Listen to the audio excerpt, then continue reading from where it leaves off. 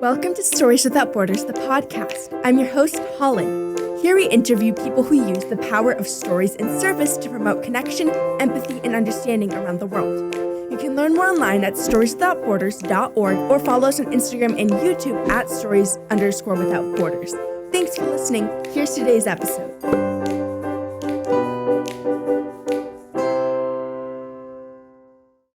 Today, we are speaking with critically acclaimed author Alexandra Brown Chang. Alexandra grew up in Los Angeles, California with a family of 4 daughters and 4 rescue dogs. She graduated from Stanford University, where she majored in art history. Alexandra is also a member of the Princess Grace Foundation Guild, which champions emerging artists in all fields. By Invitation Only is her instant New York Times bestselling debut novel. So welcome, Alexandra. I'm so excited to have you on the podcast. Thank you. I'm so excited to be here. Yeah, I'm so thrilled. By Invitation Only is such a fun and heartful and just amazing book. And I'm so excited to talk about it today with you. So I'd love to just dive in.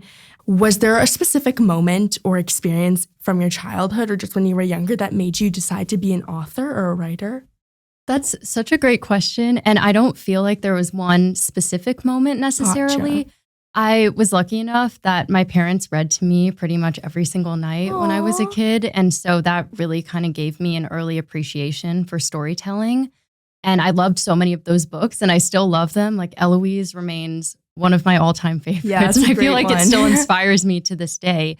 But I wouldn't say there was a particular moment, but it was kind of a gradual process because, I loved reading and then eventually I wanted to try writing something myself. And I was always writing little short stories or plays or picture books, even with my friends growing up. And then that kind of transferred into writing for my high school newspaper and writing short stories in my own time. And then now the book. That's so exciting.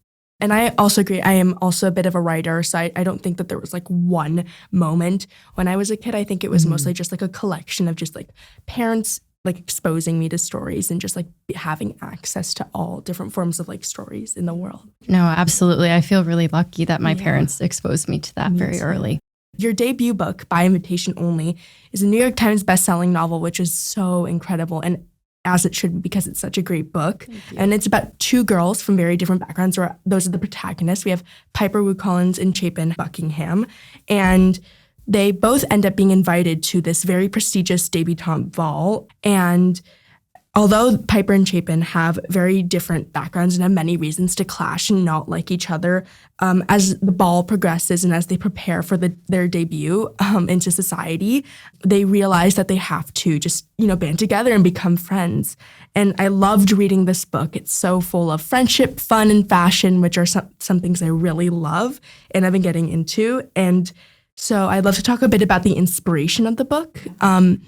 By Invitation Only, I think you've mentioned it's based on this real-life ball that happens in Paris called Le Bal, which features the children of some of the most prominent figures in the world.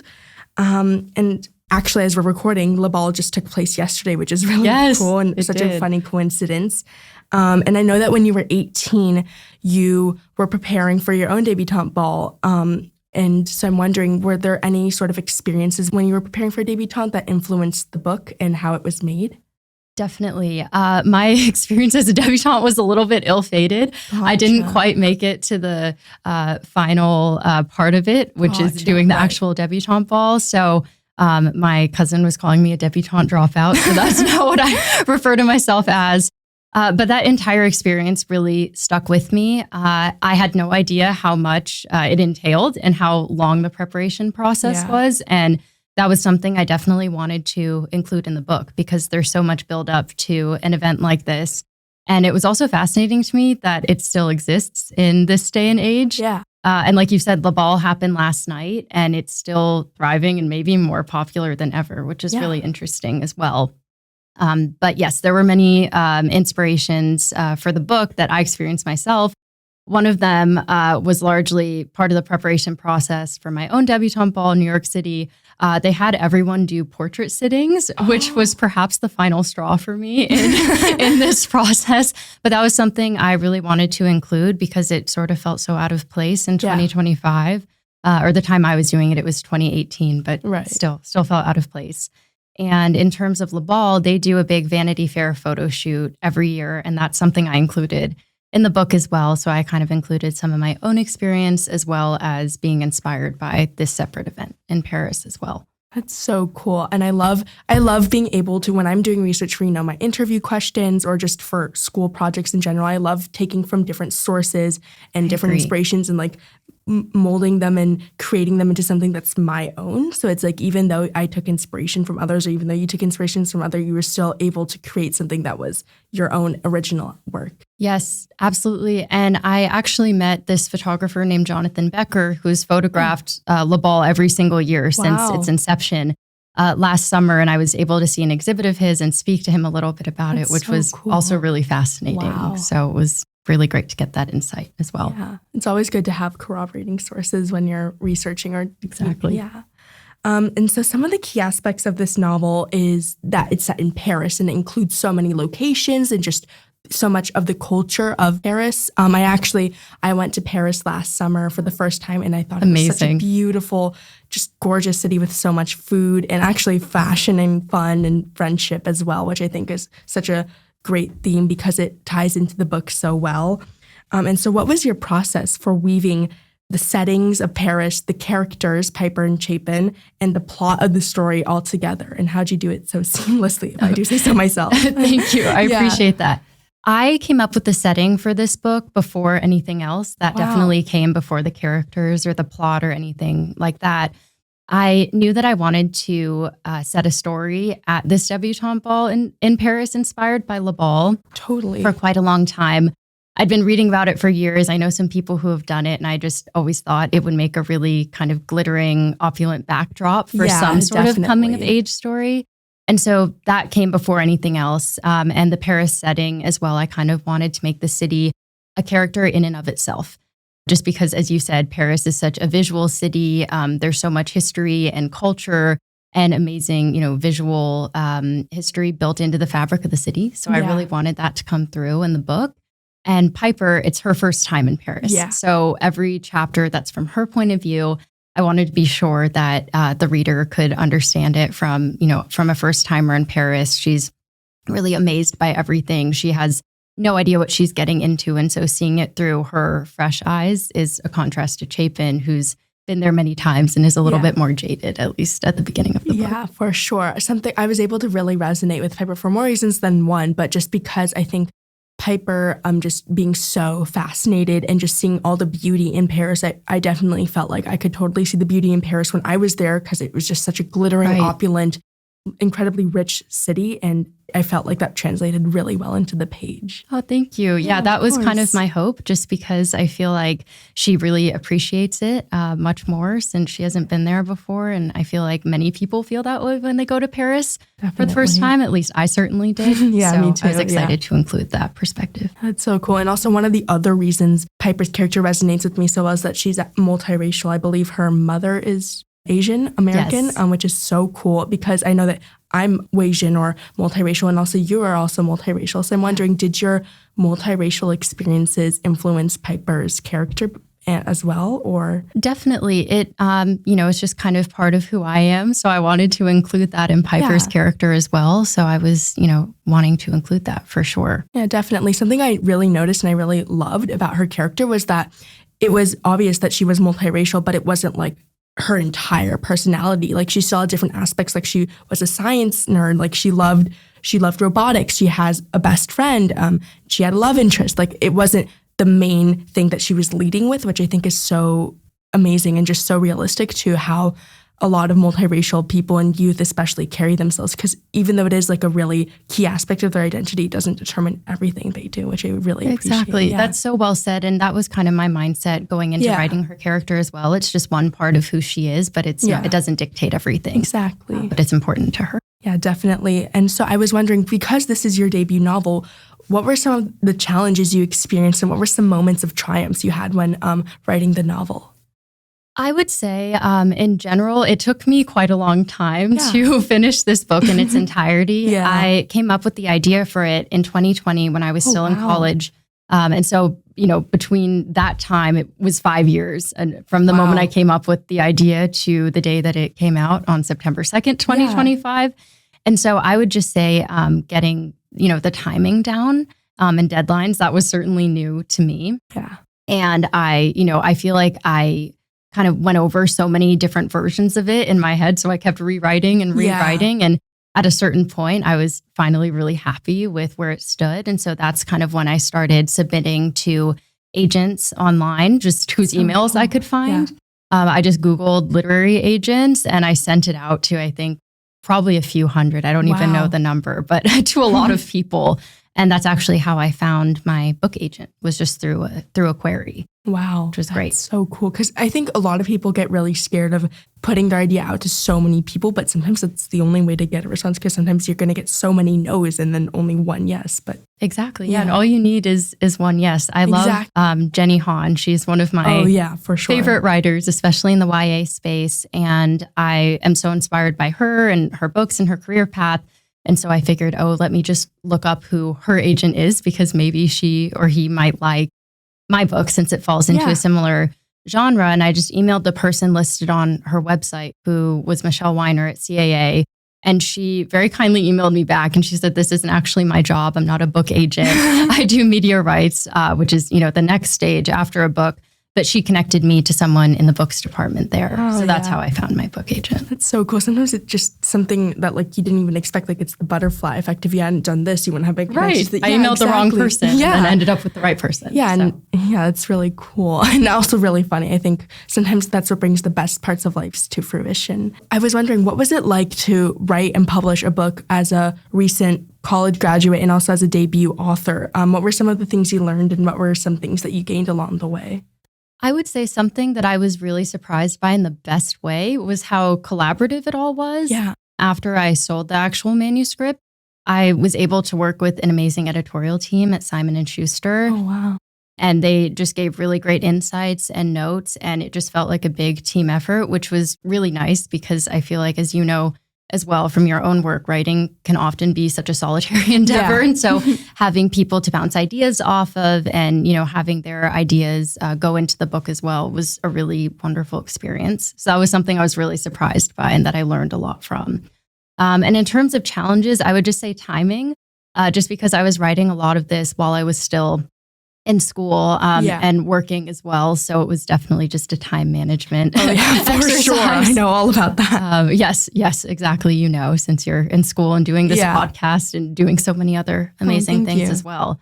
So it was largely just a timing thing. I think time management is one of the most important skills. It's always so hard because you're always going to have new responsibilities. You're always going to have a last minute thing that you have to take on no matter what. No, exactly. And I would say my biggest moment of triumph would probably be when my now 15-year-old sister read the book and she couldn't put it down. Oh my gosh. She's a very harsh critic, but she was also the right age demographic for the book. Yeah. So she had read so many drafts of it, which was very sweet of her to do. And by the time I got to the final one that I was really happy with, I shared it with her and she said, this is the best one.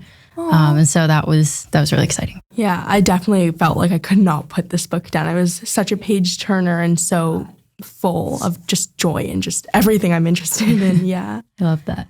So I'm wondering, what's next? What can we expect from you? I love this book so much, and it also just feels so cinematic. So I'm hoping there can be an on-screen version of that soon. Do you have any upcoming projects that are coming up that we can expect from you? Yes, I'm working on a second YA book right now, which hopefully I can share more about soon. Yeah, for sure. It's not a follow-up to By Invitation Only, but it takes place in the fashion world. So I feel like it lives in an adjacent space, which I'm really excited about. So cool. So I'd love to just get into your general work in philosophy and just values as a person, as a writer. So why don't we start off with, I know that you've talked about how people, you believe that people can come of age at any age. And I love that. And I'm wondering, why do you believe that and what has made you believe that? Yeah, I have always felt that way just because I think when people think coming of age, when people think of that stage in life or of the genre for books or films or TV, it feels very limiting to kind of the later teenage years. Definitely. But that definitely wasn't my own experience. I feel like I completely changed in several different stages of my life. High school, for one, But also going to college and living, kind of on my own for the first time, that was a big adjustment for me. And I feel like I changed and grew a lot as a person at that stage. And then now that I'm in my 20s as well, that's a whole different life stage that I feel like I'm figuring out kind of as I go along, and kind of witnessing my friends during this stage too. I feel like your 20s specifically, there's such a wide range of things that people are doing. Like I have friends who are getting married. I have friends who are still in school. I have friends who, are starting their own companies. I have friends who are starting over with the new job. So it just feels like such a wide spectrum. So I feel like you never really stop learning and growing. Yeah, for sure. At one age. I think just ending it all at 18, and then like when you go to college, you choose one major and that's what you do for the rest of your life. I think that can be very limiting. It also, you change so much. I mean, the brain doesn't even fully finish developing until you're 25. I mean, exactly. And also from elementary school, you're going to be changing like as a little kid, and to now you're not a completely different person because you're still you, but you've changed and you have different interests. Or you might even have like a different hair color. You're never going to be the same person you are a year ago or even like a month ago. And I think it's really great that you're exploring just coming of age at different ages, because I think that's such a beautifully well put thing. And I think that life is just about coming of age. Yeah, it never really stops. You're always kind of figuring out new things and figuring out your place in the world. Yeah. I'm wondering, who are your creative influences and inspirations when it comes to like writing or even just creating in general? That's such a fun question. I feel like I have a list that could go on forever, but I'll keep it concise for the purpose of this podcast. Jenny Han, who I mentioned, I'm forever inspired by her. Yeah. I absolutely devoured all of her books when I was in middle school.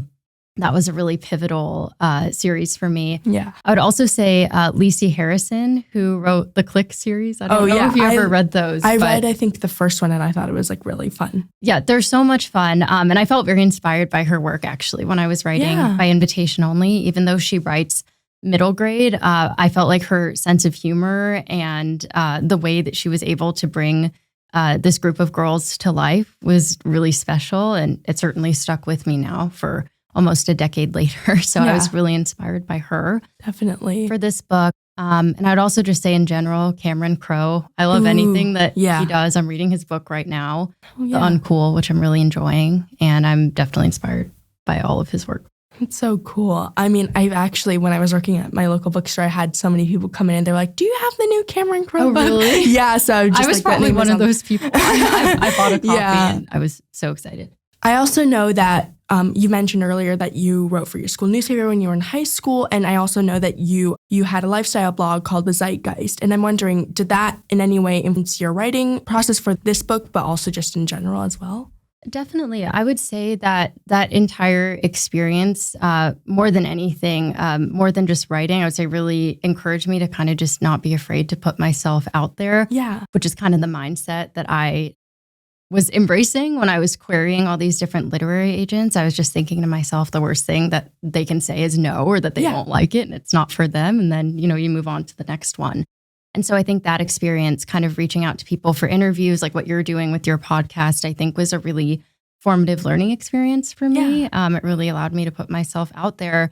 And in terms of writing, I would say it definitely inspired this because I was interviewing people in all different fields, in fashion, in food, film. I interviewed some different people who lived in different places around the world just to get their travel guides. And that was something that I really wanted to include in the book as well. And I included kind of all those different aspects in creating the city as a backdrop. And so I would say definitely influenced the book. And where did the name The Zeitgeist come from? It actually came from my grandmother. It's a German word, and she used it all the time when I was growing up. And it literally means, or it translates in English to spirit of the time. And so it just kind of encapsulates anything that's trending or feeling kind of the moment. And so it felt like the right name for my website since it encompassed so many different things that I was interested in. It's really cool. And I also think that just having experience, even though it might not be something that's like perfect or 100% polished and beautiful, it's still great. And I think that honestly might be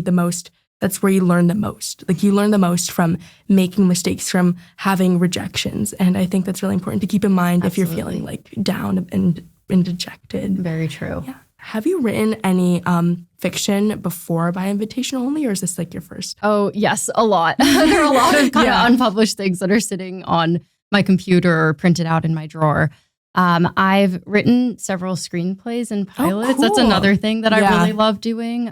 So I had written several of those in the years kind of leading up to when I was working on this book, and also some other book ideas as well. So maybe they'll see the light one day. I don't know. Sometimes we'll see. I feel like I have to put away a project for like sometimes even years, and then before I return to it, because sometimes it's just like I've stared at you for too long, I've worked on you for too long. I'm like eating my own tail at this point, and I need to like put you away. Maybe never see you again. Maybe never. Exactly. But like sometimes we'll see. Maybe they'll see the light of day. I have no idea. no idea. But yes, I was definitely writing a lot of different things before the book. It's really cool. And you mentioned screenplays and TV scripts and just previous fiction as well. And so I'm wondering what form of storytelling, what form of writing is like the easiest for you and which one's the most challenging? I would say, can I say writing books as an answer for both? Yes. Okay. Yes. Because I feel like it is the most challenging, but then it's also the most fun. Like as soon as you crack a story and you can just kind of enter that flow state and just keep writing, that's one of my favorite things in the entire world. And I would say working on this book, as I said, it took 5 years. So it was definitely not an overnight situation. For sure.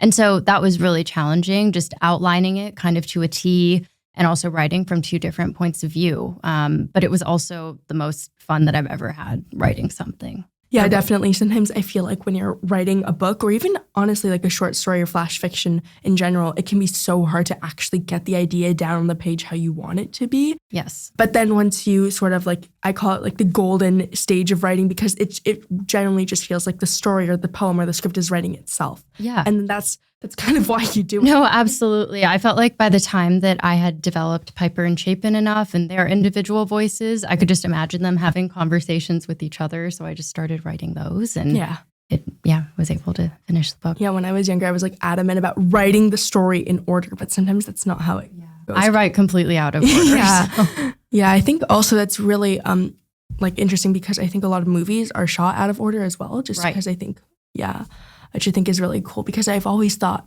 when I was little, I had this idea that like it was shot from like top to bottom the same scene. Me too. Yeah, but it's not. Sometimes you have to like play around and sometimes you have different ideas and that come later or earlier than what.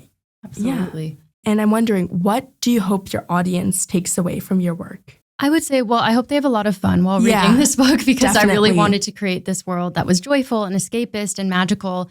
But I also hope that they take away the value of female friendship. I'm really lucky that I'm very close with my 3 younger sisters. And I have a lot of wonderful friends who I've known forever, as well as some new ones that I've met even as recently as through when my book came out and through, touring and all of that. That's something that's really important to me. And also, I think just being open to all kinds of experiences.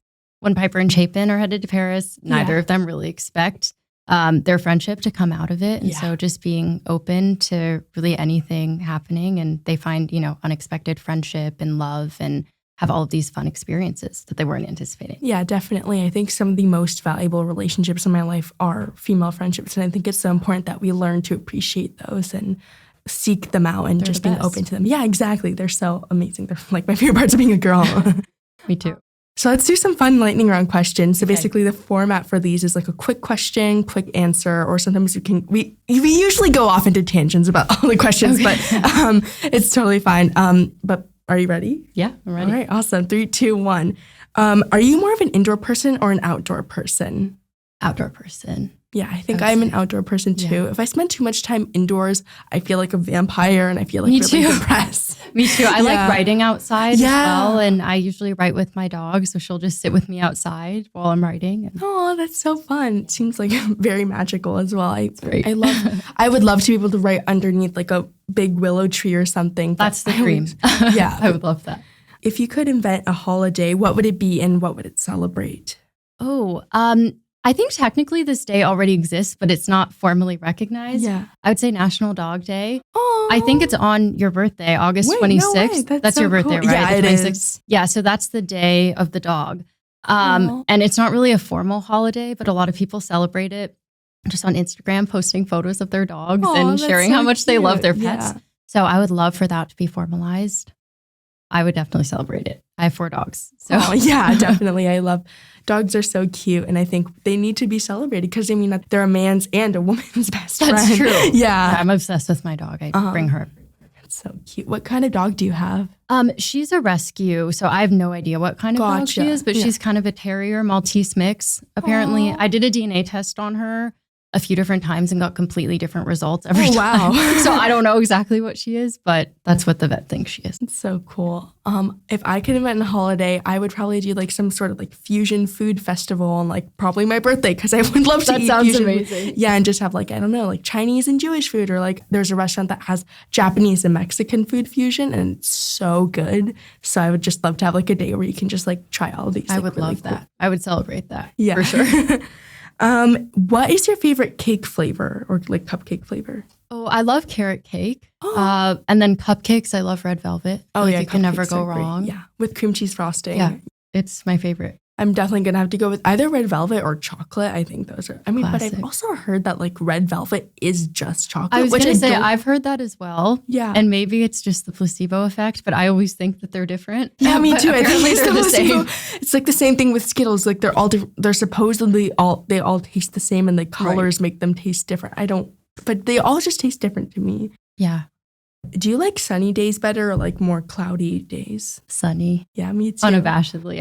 I love the weather here. Yeah. I lived in London for 6 months, which I absolutely loved, but the only thing I did not like was the weather. So I'm definitely happiest in the sun for sure. I'm definitely happiest in the sun, but I think I love the sun and I appreciate like the rain and the cloudiness. Like I think it has its place. Good for writing. Yeah, it really is kinda very sets good the for mood. writing. Yeah. Yeah. If I could sit outside and write while it's raining, I would. Yeah. But, yeah. What book are you most excited to read next?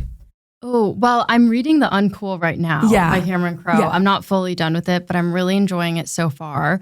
And I'm also really excited to read Sunrise on the Reaping. I know I'm late to that one, but I'm so excited to read it. Yeah, better late than never. I know. I love The Hunger Games, and the other prequel was really great as well. Yeah, was that the Ballad of Songbirds yes. and Snake? Yeah. I loved that. And so I have the copy sitting on my counter, and I'm really excited to get to it. I'm reading The Familiar by Leigh Bardugo, which is such a great book. She's amazing. Yeah, she's such a great writer. And I think it's set in Spain and it's during like the golden age of Spain, which is also, I think, when the Spanish Inquisition was happening. Mm-hmm. So it's set like during that era. And I'm really enjoying it right now. And I'm really excited to read this book called The Everlasting by Alex E. Harrow. It's about like, I'm pretty sure, don't quote me on this, but I'm pretty sure the premise is it's about a lady knight who lives forever and keeps getting killed, but is resurrected. And then I think there's like a romance with a tortured scholar / historian, which I'm really excited to read about. Oh, I love that. I'll have to add it to my list. Yeah, it's really cool. Ever growing. What time of day are you most productive? I would say probably at night. That's mostly when I write. I can write pretty late into the night. I wish I could be one of those people that wakes up before work at 4:30 and gets a lot of writing done. Yeah. But that's not for me. I feel like that's not when my brain is the most creatively productive. Yeah. I'm actually the opposite. I work the best in the morning, and then at the night I'm sort of like falling apart. And I'm like, oh, can I go into bed? Yeah. But I think it's so nice to be able to wake up with the sun. But I also sometimes I wish I could be more of a night person, because I think I did this writing exercise when I was at a summer camp where you would wake up at 12 and just write, because you have like a different brain at night, or you different parts of your brain work at night. Yeah, that's what my writing instructor said. And some of the pieces I wrote at night were some of like the most interesting and meta and like psychologically like provoking pieces I've ever written. So I think cool. it's I've never really thought about waking up at 1 a.m. or something and then writing. Maybe I should try that though. Yeah, I definitely want to try that sometime. Maybe when I'm not when I don't have school, because I don't want to mess up my sleep schedule. Yeah, exactly. What is your fashion hot take? I think that low-rise jeans should never come back. I feel like the 2000s trends are all really back right now. And I honestly just don't think it's a great era for fashion. Yeah. I personally don't love low-rise jeans, but whenever I see them on someone else, I also don't love them.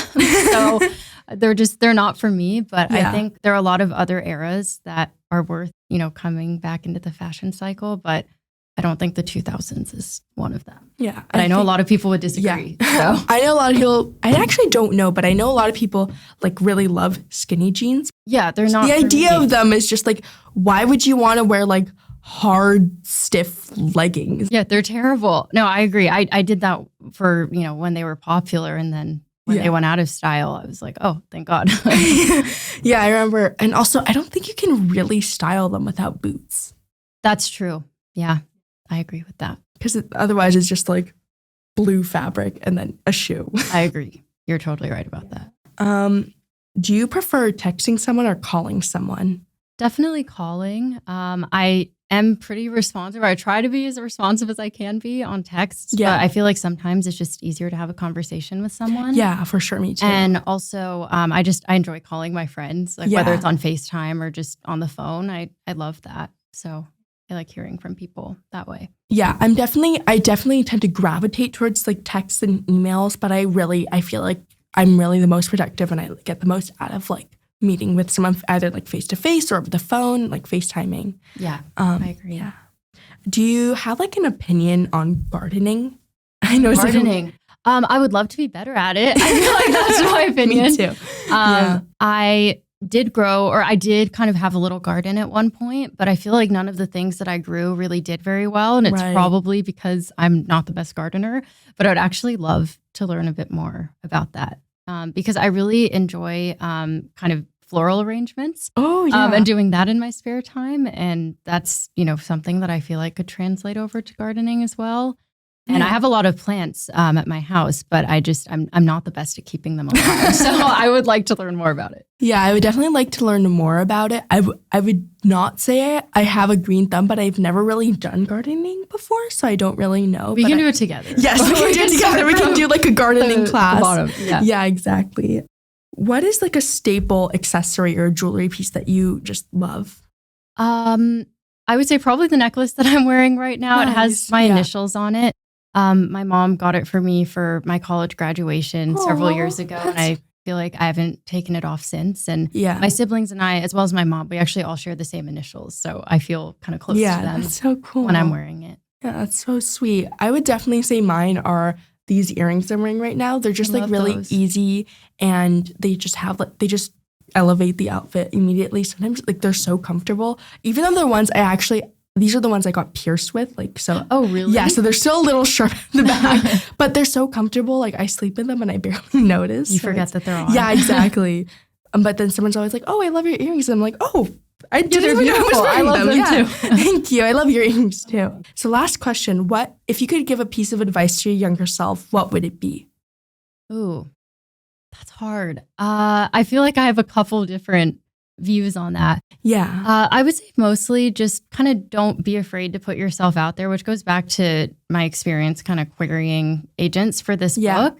I think, when I was younger, I was kind of more worried about like what people would think, or people saying no, or people saying that they didn't like something that I was working on. And I feel like I would just tell my younger self, just don't concern yourself with any of that, because if you're excited about an idea or you're excited about something, then just kind of keep moving forward with it, because that's what really matters. You're not going to want to work on an idea that you're not excited about.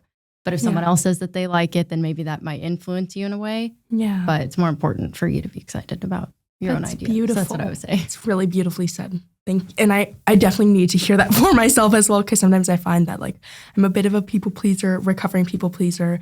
So sometimes it's important for me to remember like this other person isn't living your life. They have like, even though they might like something and you might value their opinion, you're living your own life, and you have to prioritize that at the end of the day. Exactly. And this is a more surface level thing, but I would also probably tell myself to not wear so many brightly colored running shoes with every outfit, because all of my childhood photos, I just loved these pair of running shoes that I had that were pink, green, blue. They were just like the entire rainbow. But I loved them at the time. And no one ever said anything to me. So I was really happy. I felt really good when I was wearing them, but I'd probably tell myself not to do that now. Yeah. That's fair. Sometimes like we grow out of like a fashion style. It was a phase. Yeah. It was definitely a phase. So before we wrap up, I wanted to ask if there's like a specific cause or like an organization or like something that you would like to amplify just because Stories Without Borders is my organization, we're always looking for things to, amplify, and we'd love to raise awareness about that. I love that. And thank you for including that. That's really thoughtful. An organization that I love that I feel like is sort of similar in mission to Stories Without Borders, it's called Inside Out Writers. I don't know if you're familiar with them. I've definitely heard of them before, yeah. It's an LA-based organization that brings creative writing classes to incarcerated youth. Wow. And it's a really impactful organization. They're expanding all over the state of California and maybe out of state soon as well. But it's a really wonderful program, and it helps reduce the recidivism rate.